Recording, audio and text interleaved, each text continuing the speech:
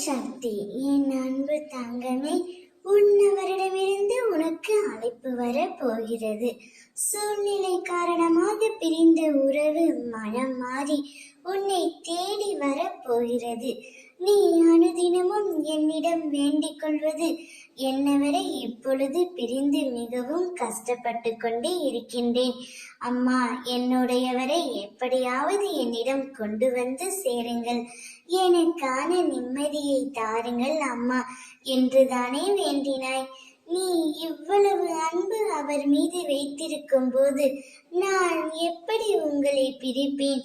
ஏதோ ஒரு சூழ்நிலை காரணமாக, மனக்கசப்பு காரணமாக, கருத்து வேறுபாடு காரணமாக இந்த உறவு தற்காலிகமாகத்தான் பிரிந்துள்ளது.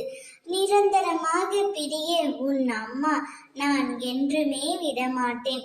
பிரிவதற்கு முன்பு நீ அவரை பிரிந்து இவ்வளவு வருத்தப்படுவாய் என்று நீயே எதிர்பார்க்கவில்லை. ஆனால் பிரிந்ததற்கு பிறகு ஒருவருக்கு ஒருவர் எவ்வளவு அன்பு வைத்திருக்கிறீர்கள் என்பது தெள்ள தெளிவாக புரிகின்றது தங்கமே.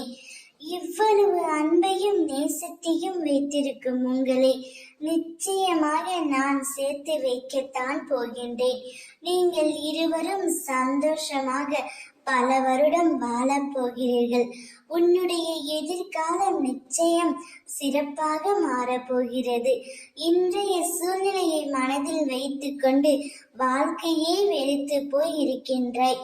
இந்த நிலைமை கூடிய விரைவில் மாறவிருக்கின்றது. அனைவரும் முன்னிலையிலும் நீங்கள் இருவரும் சீரும் சிறப்புமாய் சிறப்பான வாழ்க்கையை வாழப் போகிறீர்கள். இது இந்த அம்மாவின் சத்திய வாக்கு. அவரே மனம் மாறி உன்னை தேடி வருவார். கோபத்தை சற்று தூரத்தில் எரிந்துவிடு. உறவுகளை புரிந்து கொண்டு வாழ கற்றுக்கொள்.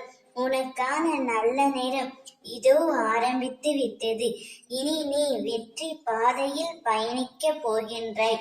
உன்னுடைய கஷ்ட காலத்தில் எப்படி துணை இருந்தோனோ அதே போல வெற்றிக்கான காலங்களிலும் அம்மா நான் உனக்கு துணையாக இருப்பேன். எதை பற்றியும் கவலைப்படாதே, மகிழ்ச்சியாக இரு. ஓம் சக்தி.